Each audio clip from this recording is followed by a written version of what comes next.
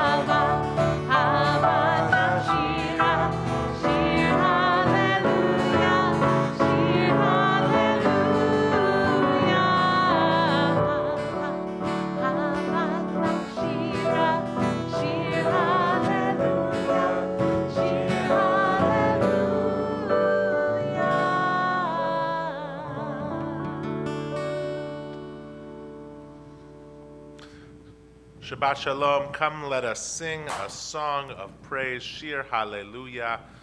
This is our 60th virtual Shabbat. Amazing. Yet we still come together each Friday night to delight in friends and family wherever you are.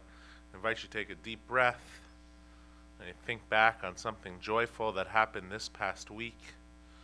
Maybe a celebration of Earth Day, a recommitment to till and to tend our sacred planet.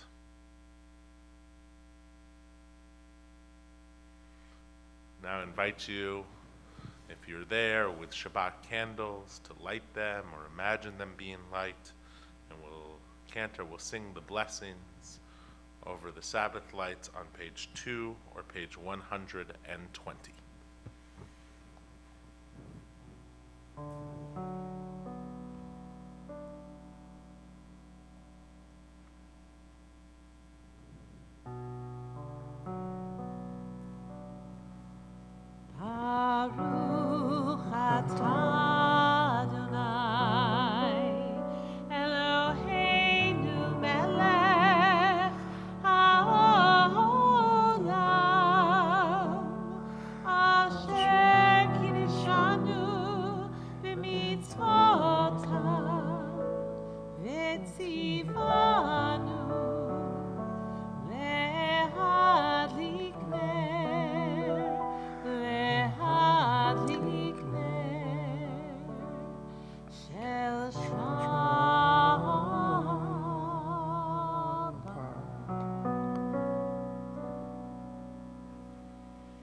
Lift up our cup of wine or our cup of juice. We delight in the sacred words that welcome this special day, Shabbat, which is on page 5 or 123. Baruch atah Adonai Eloheinu melech haolam borei peri hagafen. Baruch atah Adonai Eloheinu melech haolam asher kiddushanu b'mitzvotav v'ratzavanu v'shabbat kodsho be'ahava u'v'ratzon hinchilanu zikaron l'maaseh v'reishit ki hu yom techila למקראי קודש, זכר ליציאת מצרים. כי באנו בחרת ואותנו קידשת מכל העמים, ושבת קודשך באהבה וברצון הנחלתנו. ברוך אתה אדוני מקדש השבת. Chaim. An amazing moment today at Betham where I met with a wedding couple that's planning their wedding for September, for late September after the high holidays, and they're planning a big in-person wedding. I just got nervous. I didn't know what to do. I haven't been at something like that in so long. And then I got the sense of the spring day that we have in the Bay Area and know that we're going to soon be able to gather safely, separately, but to gather together in person. Our song for Shabbat, Lechadodi, welcomes the Sabbath bride. We'll sing together.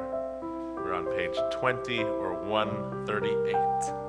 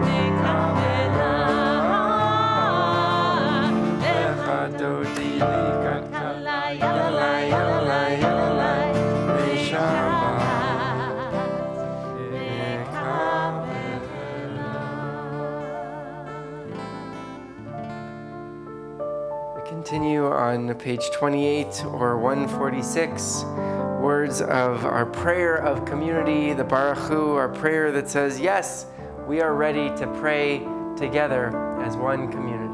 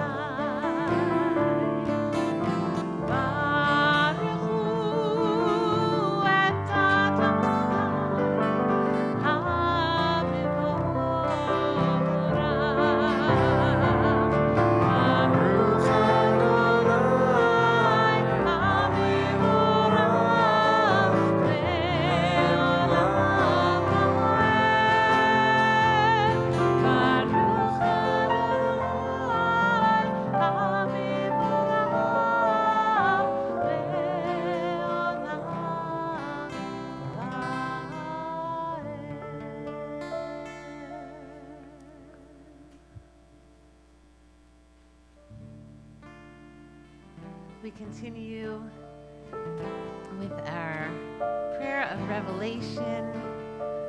We are loved, Ahavat Olam.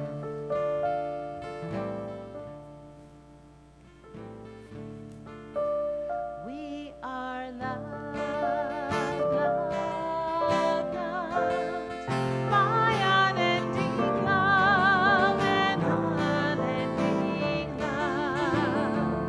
We are loved, loved, loved by unending love and unending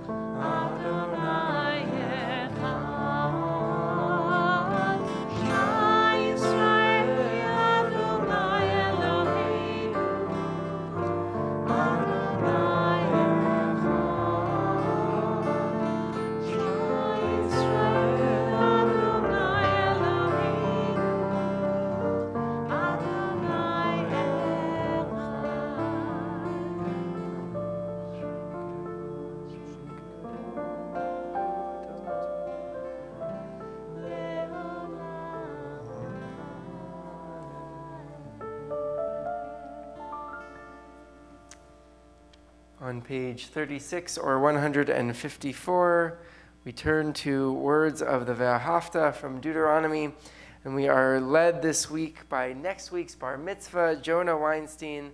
Such a joy to welcome you, Jonah. Mazel tov on your upcoming simcha, your upcoming bar mitzvah. Turn it over now to you. ואהבת את אדוני אלוהיך בכל לבבך ובכל נפשך ובכל מאודך. והיו הדברים האלה אשר אנוכי מצווך היום על לבביך, ושיננתם לבניך ודיברתם בם בשבתך בביתך ובלכתך בדרך ושוכבך ובקומך ושרתם ליוד על ידיך והיו לטוטפות בין עיניך ובטחתם על מזוזות ביתך ובשעריך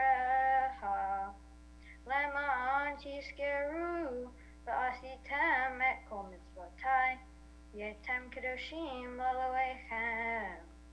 אני, אדוני אלוהיכם, אשר הוצאתי אתכם מארץ מצרים, להיות להם לאלוהים. אני, אדוני אלוהיכם, אדוני אלוהיכם אמת. Yasher Koach, Jonah, Mazel Tov again. We'll continue on page 46 or 164. Invite those who are able to lift themselves up, either physically or spiritually, as we begin the Amidah, the central portion of our worship this evening, together.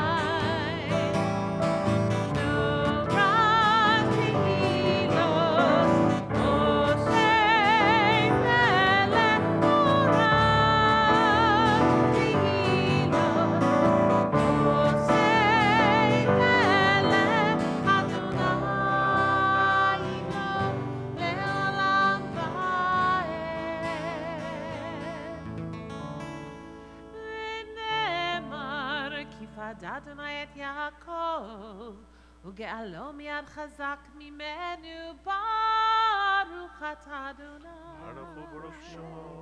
גאל לישראל.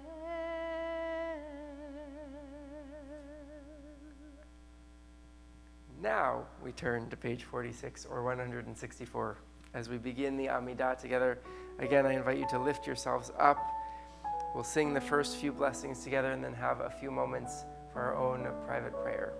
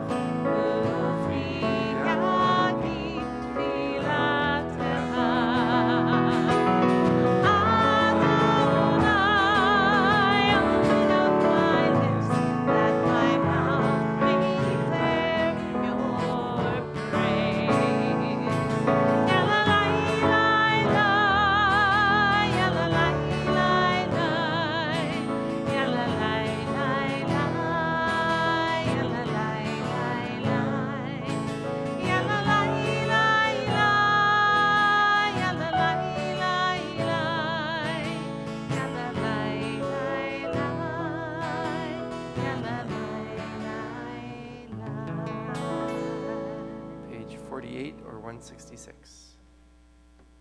Baruch atah Adonai, Eloheinu v'Elohei Avoteinu v'Imotenu, Elohei Avraham, Elohei Yitzchak, v'Elohei Yaakov, Elohei Sarah, Elohei Rivka, Elohei Rachel, v'Elohei Leah, Ha'el Hagadol, Hagibor v'Hanora, El Elyon, Gomel Chasadim Tovim, וקונה הכל, וזוכר חסדי אבות ואימהות, ומביא גאולה לבני בניהם, למען שמו ואהבה. מלך עוזר מושיע ומגן, ברוך אתה אדוני, מגן אברהם ועזרת שרה. Page 50. אתה גיבור לעולם אדוני, מחיי הכל אתה רב להושיע, מוריד הטל. מכלכל חיים בחסד, מחיי הכל ברחמים רבים, סומך נופלים ורופא חולים, ומתיר אסורים, ומקיים אמונתו לשני עפר. מי כמוך בעל גבורות, או מי דומה לך, מלך ממיד ומחיה ומצמיח ישועה, ונאמן אתה להחיות הכל. ברוך אתה אדוני, מחיה הכל. Page 52. אתה קדוש ושמך קדוש, וקדושים בכל יום, יהללוך סלה. ברוך אתה אדוני, האל הקדוש. We take a few moments now for our own private prayers.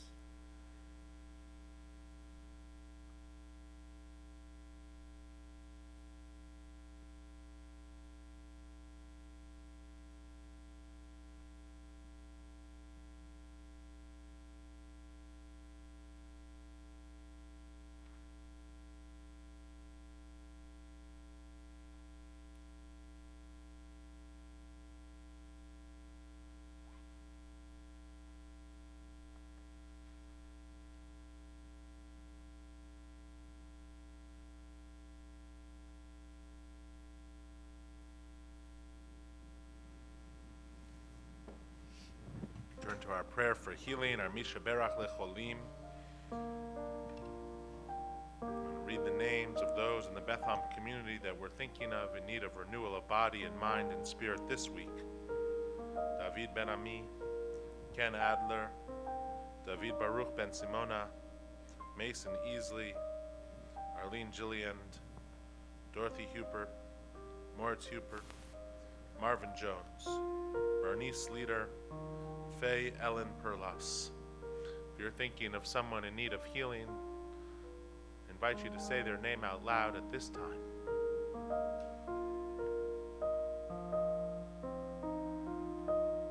Sing the words of our prayer, which will be on the slide.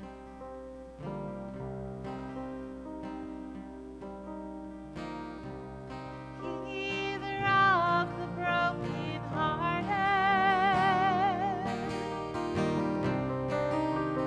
binder of their wounds, counter of uncountable stars, universe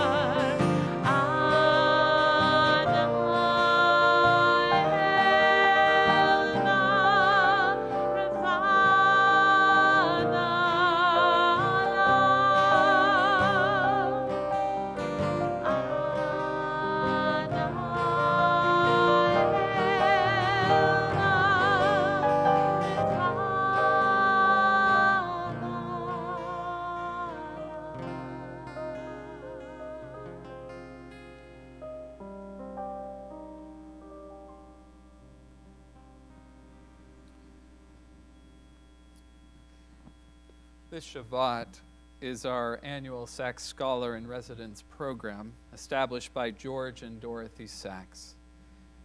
And I did not have the pleasure of knowing George, but I have learned from Dorothy and from Rabbi Martyr a little bit about George, who, as many of you know, was a founding member and past president of our congregation, a veteran of World War II, a beloved husband, father, and grandfather, a successful businessman, and a passionate philanthropist who was a leader in both the Jewish and arts communities. We remember George on this Shabbat, and we also honor Dorothy and the generations of their family. And Dorothy, I want to thank you for the warmth and humor with which you have welcomed me into the Beth Am community. Our periodic conversations have been a balm during this complicated year. So please include me in an ever-growing group of your, for lack of a better term, fans.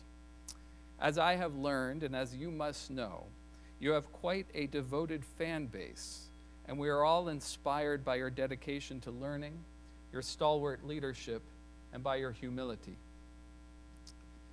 In these weeks between Pesach and Shavuot, it is our custom to read from the tractate of the Mishnah, known as Pirkei Avot.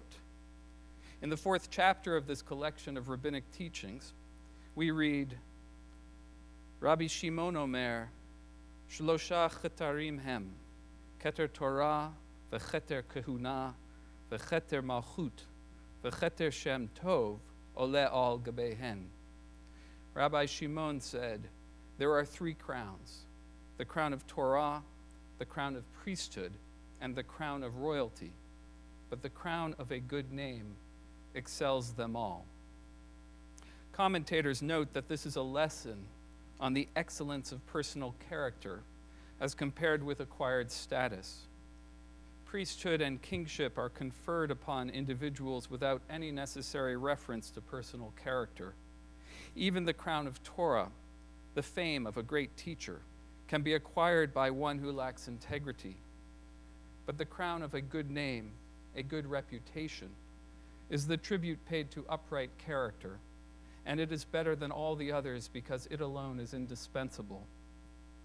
Dorothy, I know that you are likely repelled by the notion of wearing a crown, but the root of the word in Hebrew for crown, keter, is also the root of the word mukhtar, meaning to be distinguished. And the Sachs family name is distinguished by its reputation for good deeds and its commitment to Jewish leadership. Thank you for all that you've done for Congregation Beth Am, including the establishment of this annual Scholar in Residence program, so that we might all have the opportunity to learn from outstanding Jewish teachers. And on this Shabbat, our teacher is Dr. Lila Corwin Berman. Lila is professor of history at Temple University, where she holds the Murray Friedman Chair of American Jewish History and directs the Feinstein Center for American Jewish History. She received her BA from Amherst College and her PhD from Yale. Professor Berman is author of The American Jewish Philanthropic Complex, The History of a Multi-Billion-Dollar Institution, as well as Metropolitan Jews, Politics, Race, and Religion in Post-War Detroit.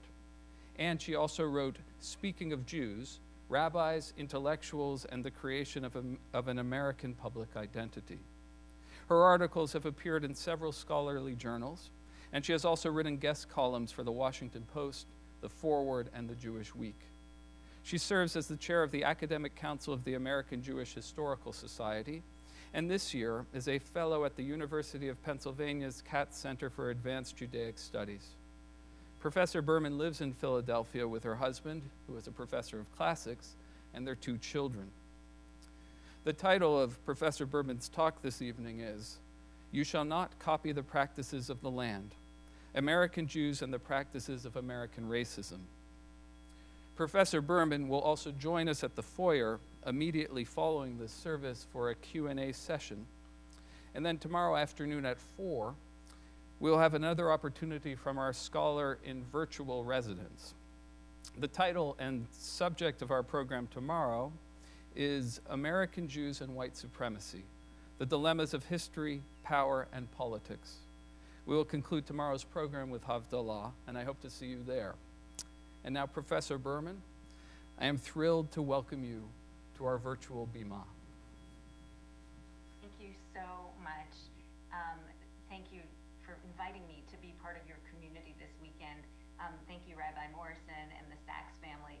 And of course, I'm really kind of disappointed to be addressing you from my home in Philadelphia, where it's dark, and not yours in California, where I assume the sun is shining, as it always is in California, despite the television show that it's always sunny in Philadelphia.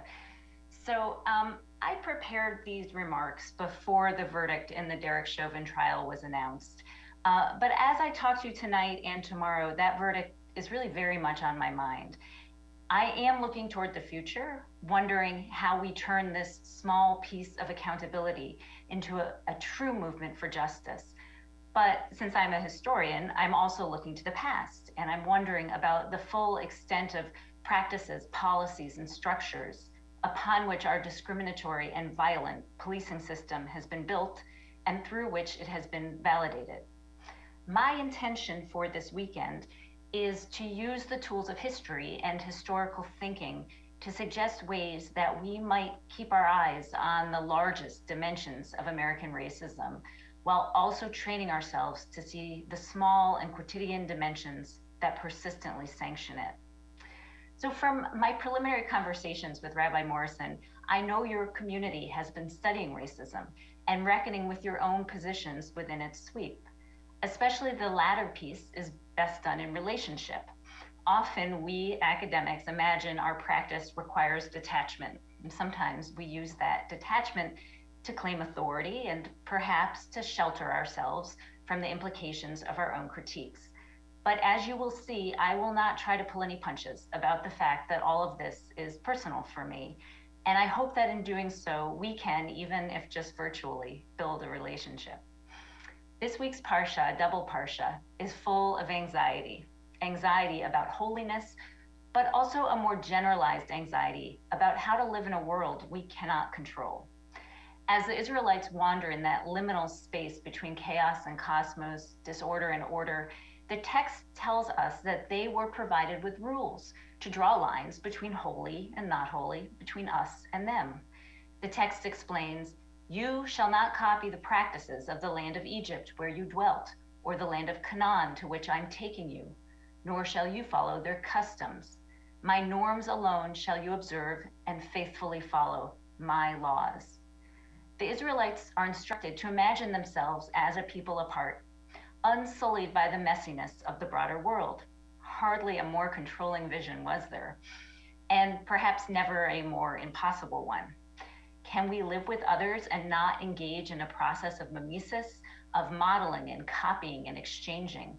The very rules in the Torah, and elaborated over the centuries by rabbinic commentators, may serve as proof that the answer is in fact no.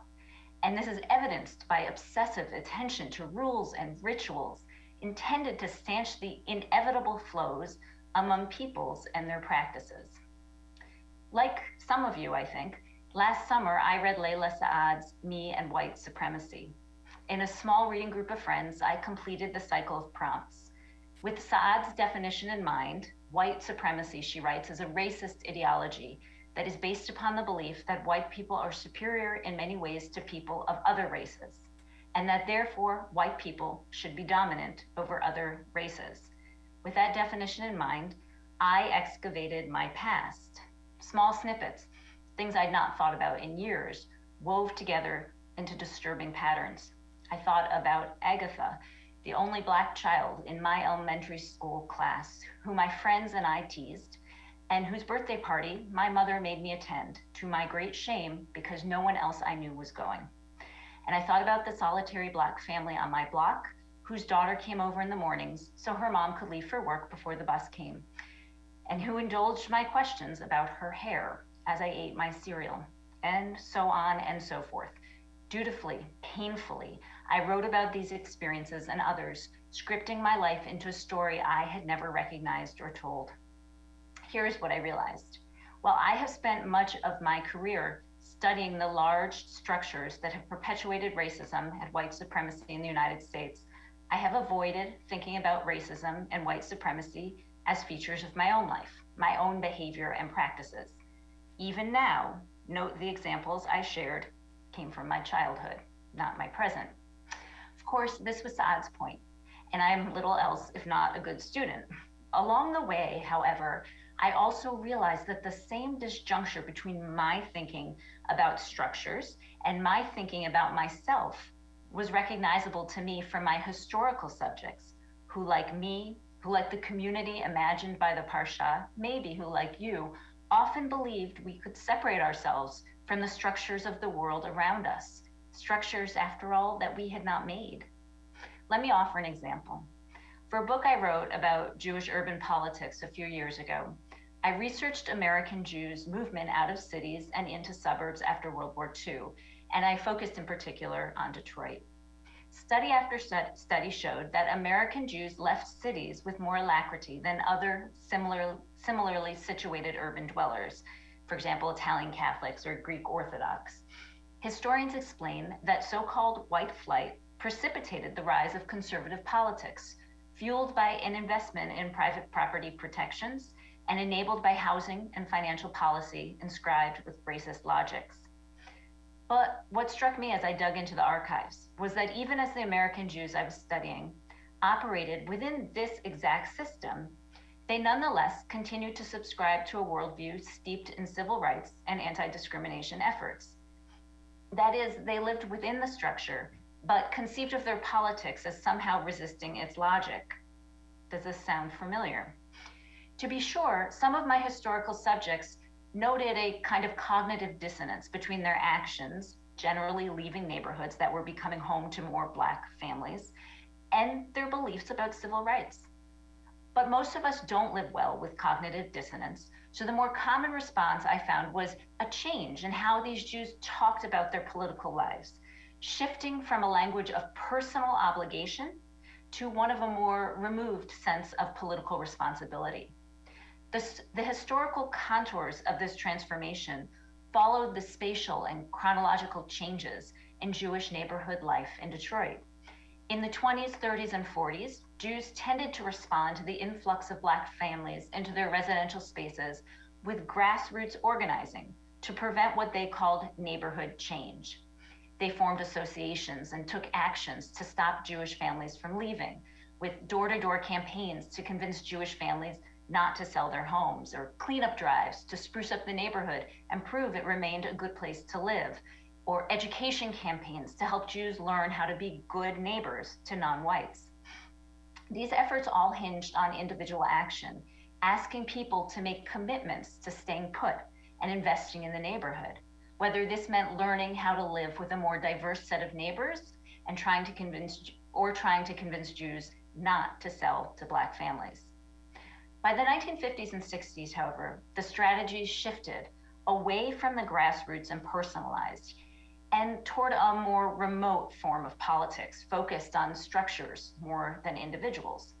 Leaders of the local Jewish Community Council noted that instead of focusing on the action of individual Jews, they would broaden their horizons to legislation and policy reform.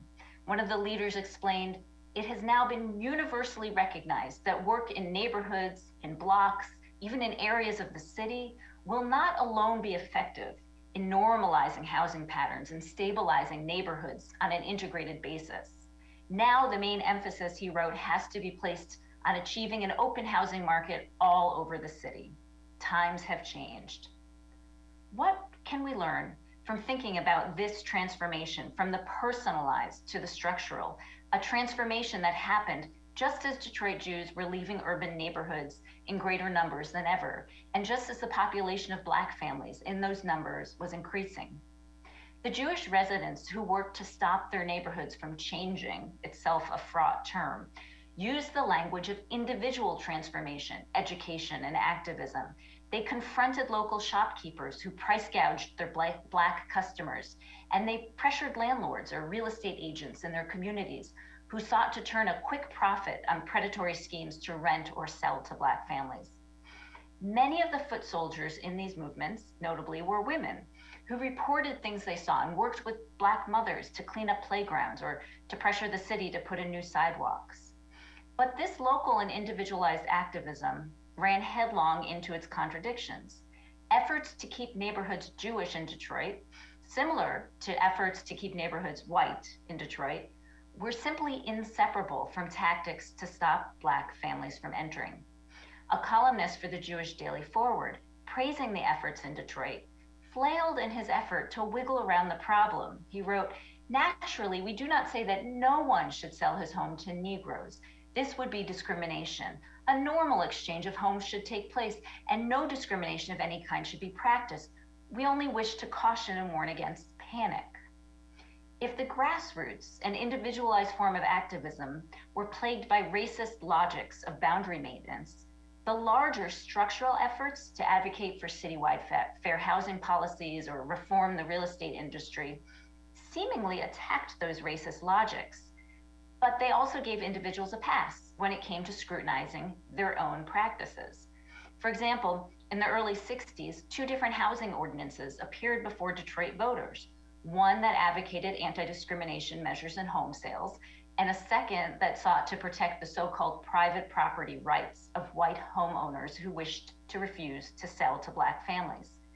Jewish groups funded a massive campaign against the second measure, arguing that it was a product of white reactionary racism. Nonetheless, that was the ordinance that passed. And while Jewish groups consoled themselves that the Jewish areas of the city had voted against it, the truth of the matter was that there were very few Jewish precincts left in the city, since so many Jews, no matter their commitment to anti-discrimination in the city, had left it. They were fighting the fight from the green pastures of the suburbs, sending their children to all-white schools and draining the city's tax base. As I worked my way through Saad's book last summer, I kept on thinking about these mid-century Detroit Jews. How like them had I too embraced ideas of big structural change while fleeing the kind of personal responsibility that Saad was demanding. For certain, it made me feel uncomfortable to rehearse the times in my life when I used my privilege, fragility, superiority, centering, and so on. But aside from wishing to avoid that discomfort, I also believed, maybe still believe in, a historical critique of the overly individualized approach to racism. In the 40s and early 50s, when the Detroit Jews I studied still thought they could save their neighborhoods, in part by teaching people tolerance, they were operating within a larger discourse about prejudice that understood it as an individual pathology. According to this view, prejudice was an illness lodged in the individual's body, and like an illness, it could be cured through individual means. In those years, Jewish organizations produced television spots to convince individuals to get better, to do better. My favorite shows a circus acrobat swinging on a trapeze who then refuses to link hands with various other acrobats labeled Negro or Chinese and so on, each time he falls flat on his face. And the jingle concludes, I'll sing it, it's totally embarrassing, but I will. Don't be a schmojo, be in the know, Joe. Religion and race just don't count in this place. So be in the know, Joe, wherever you go, Joe. Remember that, Joe, and you won't fall on your face. And this was on television, and this was this ad, like a PSA that would appear. All right, that's embarrassing that I did that.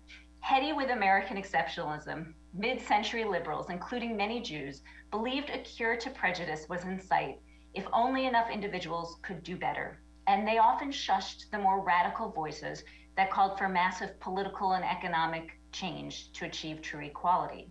By the 60s and 70s, this pathologized and individualized view started to be discredited as groups fought for civil rights legislation that focused on institutions, the electoral system, education, federal programs, more than it focused on individuals. What we know, however, is that those legislative and policy changes, though important, did not set into motion an inevitable arc toward justice. Far from it. Whether measured by school segregation, home ownership rates, neighborhood composition, or employment, the situation for Black Americans today has changed very little from the 60s. And if you add incarceration to the mix, then it has unequivocally worsened. The shift from the pathologized view of prejudice that obligated the individual to the structural approach to anti-discrimination that required institutions to change still did not puncture the heart of American racism. Both of these epistemologies, these ways of knowing, have poor historical track records. Whether fixated on the individual or the broad structures, Americans have failed at confronting or disbanding racism. It's notable that in our moment, the individualized approach, epitomized by Saad or echoed by Robin DiAngelo's white fragility and amplified by anti-bias training, that individualized approach appears to be on the rise. Today, however, those individualized efforts are more often laced with the language of structural change, as thinkers call for an approach that cuts both ways, arguing that structural change is only possible when individuals understand where they stand within the structures. I take a measure of hope from this, but I also think it is precisely this both and approach that has made many Jews feel a little lost right now. If the regnant approach to being anti-racist today is to understand that structural change cannot happen unless we, each of us as individuals, know where we stand within the system, what happens to the people who've defined themselves in some measure as standing apart from the system? This week's Parsha instructs the Israelites not to copy the practices of the land in which they live, and it thus suggests a posture of remove, as if whatever iniquities or inequities go down, Jews stand aside, never quite dwelling in them. At a 1963 conference on housing and open occupancy in Detroit, the rabbi of the largest congregation in the city proclaimed, "My people have had a long history in the battle for open occupancy. We've lived in some of the foulest ghettos of the world, and we know what it means to be harried and haunted and harassed." He called upon Jewish history, not God's law from the Parsha, but an echo of it, as the source that would eternally enable Jews to stand apart, in this case from mid-century discriminatory housing policies. It seemed the rabbi, and he was and is far from alone, was suggesting that this historical heritage would give Jews the standing to credibly avoid following the customs, here the custom of racism, of the land in which they now lived, even when it appeared they were simply standing on the ground of American racism. I ask you, what is the purchase of the history of Jewish oppression that for many decades in the United States has been a refrain in Jews' discourse about civil rights? Perhaps not all that much. For one, the less visible that history is, the more distant in time and space American Jews feel from it. The less it offers Jews a place to stand removed from American racism, whether regarded as an individual sickness or structural feature or both. And here I want to say something I think might be a bit provocative. I'm saying it to think with you, not to conclude it. But I have found myself wondering if the recent and worthy attention devoted to recognizing that not all Jews are white, and from some quarters, the effort to say that Jews in general are not white, that this is an attempt perhaps to find a new language for that same old posture of remove. And still more provocatively, the rising attention to anti-Semitism, might that also be a way to reassert the gap? Now, let me be very clear, as our politicians are fond of saying, that these observations are not meant to discredit the realities of anti-Semitism or the realities of the diversity of Jews. And tomorrow, I will address all of this more concretely, the puzzle of where American Jews stand within the framework of whiteness and white supremacy, including anti-Semitism. If we're interested in escaping an endless and ineffectual loop about whether individuals or structures will ultimately disband racist systems, it seems, though, that we cannot avoid asking, where do I, the individual, stand within the structure? Structural change is necessary, but insufficient, unless we connect ourselves, our very beings, to it. And for those of us, and maybe this is all of us, who do not always know where we are situated, or who do not like being told where we stand, or who know we are more complicated than any single category, the task of answering the question is difficult and disturbing, and I also think it feels scary. In the Parsha's instruction that we refrain from copying the practices of the land around us, perhaps we were meant to understand that the hyperbole is the point, of course, we will be reoriented and remade by those practices. And the task then is always to feel self-conscious about it. We cannot pretend to stand on the edges like some prophet decrying the structures, but we can exercise a measure of control and self-awareness to ask always, is this where I should be standing? And if not, what can I do about myself and the ground under my feet? Shabbat Shalom. Professor Berman, that was exceptional and so compelling. And as you were speaking, I was filled with regret, this incredible sense of regret that we cannot have you here in person with us, because it's so clear that we're only going to be able to touch the surface of your expertise and experience the depth of your skill as a teacher.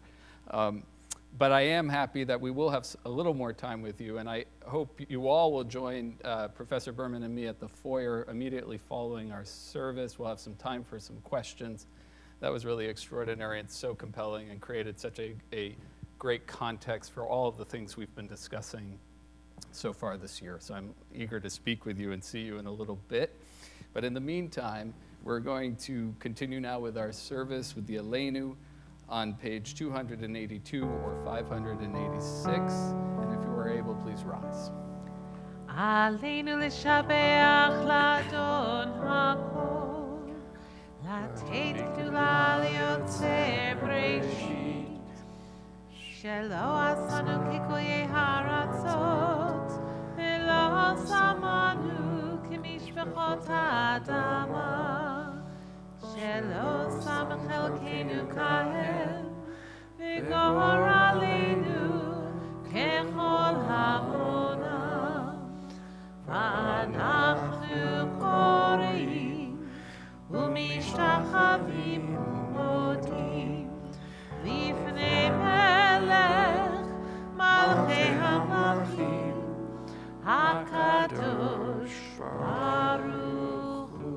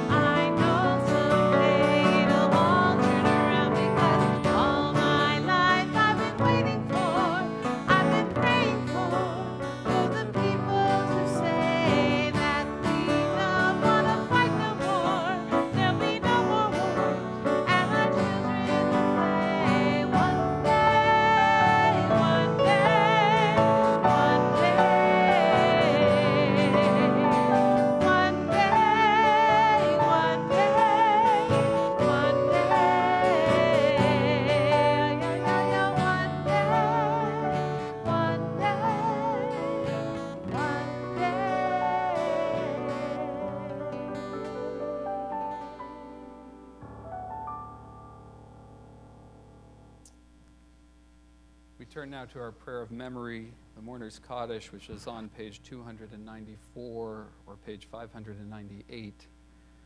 And this setting for the Kaddish is entitled Effortless Affection. It's by Stephen Ackerman. All last requests are granted, and this is mine. Grasp my affection in your hand and hold it there. Gather my affection into your heart and store it there. Draw my affection in simple lines in your mind and foster it, further it, funnel it into all the coastal plains and lowlands where daily life and memory flow together. Let the river of affection rise and overflow. Let the grasses in the meadow near the river bend in the current where my love has flooded your land. We remember at this time Asya Vinnick, who died this past week, a dear Bethel member, a mother of Veronica Halsher and grandmother of Roman and Anton Rabin. And we add to her name the names of those for whom we observe Shloshim, the traditional 30-day period of mourning. Esther Rose Mackauer, Ruth Tarnopolsky, and Sylvia Klein. And we add to their names the names of those whose yard sites are commemorated this week. Priscilla Snow Algava, Seaman of Routine, Matt Barkin, Eleanor Clarfield Toberoff, Moselle Cohen, Edith Cohen, Charles Joseph Cope, Florence Davidson, George Davis, Jerome Drexler, Phyllis Greenwald Eldraker, Bernice Bunny Fargetstein, Mitzi Fetterman, Max Fried, Lillian Fried Yamans, Robert Friedenthal, Stanley Frumkus, Gabriella Ghani, Ruth Ann Bobrov Glotter, Donald Goldrosen, Richard Grossman, Vera Grossman, Reuben Gall, Ernst Guthoner, Nathan Harrison, Nancy Harmelin, Arlene Healy, David Dreyfus Hinden, Charles Holt, Sarah Kaplan Swerdlow, Morris Kaufman, Asaf Kanukayev, Helen King, Selma Kleinfeld, Walter Kramer, Jeffrey Lane, Minnie Levins, Peter Levine, Shirley Lipp, Helen Lott, Greta McLeod, Emmanuel Mend Mantkin, Sonia Merzer, Morris Nekrovish, Miriam Newalt, Solomon August, Emil Pereira, Morris Plotkin, Kate Rabin, Mary Ann Romani, Irving Rosenblum, Gerardo Miguel Rosenkrantz, Marjorie Rothschild, Henrietta Rubin, Emily Schatz, Sarah Ann Schultz, Herman Shapiro, Charles Schechter, Ida Sigler, May Silver, Anita Steinacker, Samuel Sussman, Tammy Trost, Israel Urban, Charles Wertman, David Yawitz, Alan Zura. Zichronam Levracha, may their memory be for a blessing. And we rise now together for the mourner's Kaddish.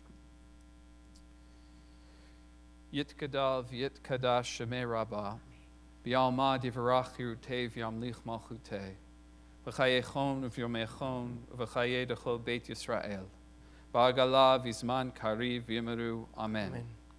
Yehei Shmei Rabbah Mivarach Le'olam Olomei Maya. Yitbarach V'yishtabach V'yitpa'ar V'yitroman V'yitnaseh. V'yitadar V'yitaleh V'yitalal Shemei Dekudesha B'richu. Le'ela min kol birchata v'shirata, tushbechata v'nechemata, da'amiran bi'alma v'yimeru. Amen. Yehei shalama rabba min shemaya, v'chayim aleinu v'al kol Yisrael v'yimeru. Amen.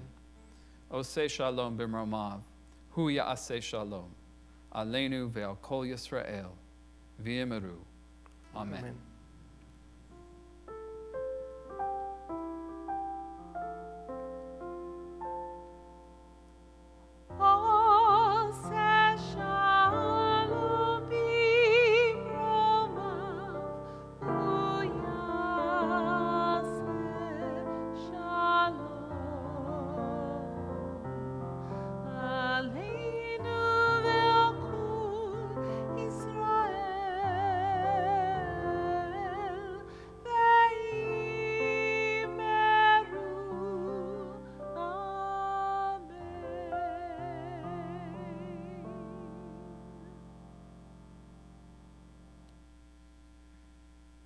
Two quick announcements. First, we continue on this Shabbat to collect tzedakah for the Day Workers Center of Mountain View.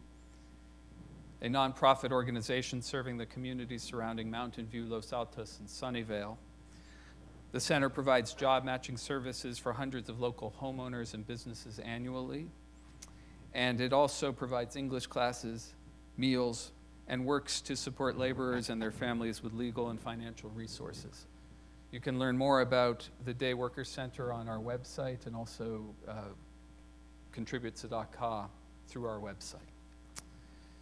Once again, I want to invite you to join me at the foyer and have an opportunity to speak with our scholar in residence for this weekend, Professor Lila Corwin-Berman. And so I hope to see you there in just a few minutes. But first, we will conclude our service with the singing of Od Yavo Shalom, page 353 or 657.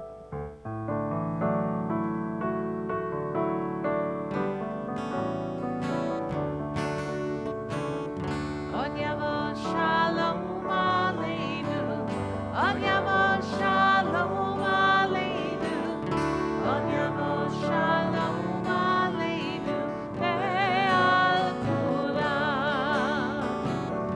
Od Yavo Shalom Aleinu, Od Yavo Shalom Aleinu, Od Yavo Shalom Aleinu, Ve'al Kulam. Salam Aleinu ve'al kol ha'olam. Salam Shalom. Salam Aleinu ve'al kol ha'olam.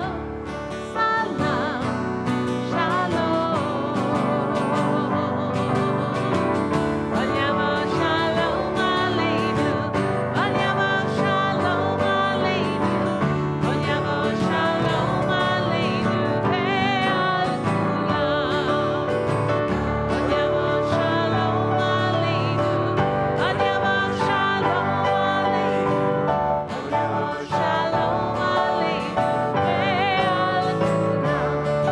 Salam, salam Aleinu ve'al kol ha'olam. Salam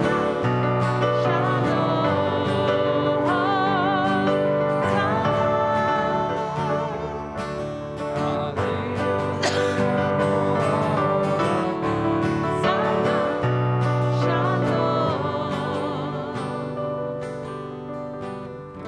Od Yavo Shalom Aleinu, Od Yavo Shalom Aleinu, Od Yavo Shalom Aleinu ve'al kulam. Baruch atah Adonai Eloheinu melech haolam, hamotzi lechem min haaretz. Amen. Shabbat shalom. Shabbat Shalom. Take good care, everybody. Shabbat shalom.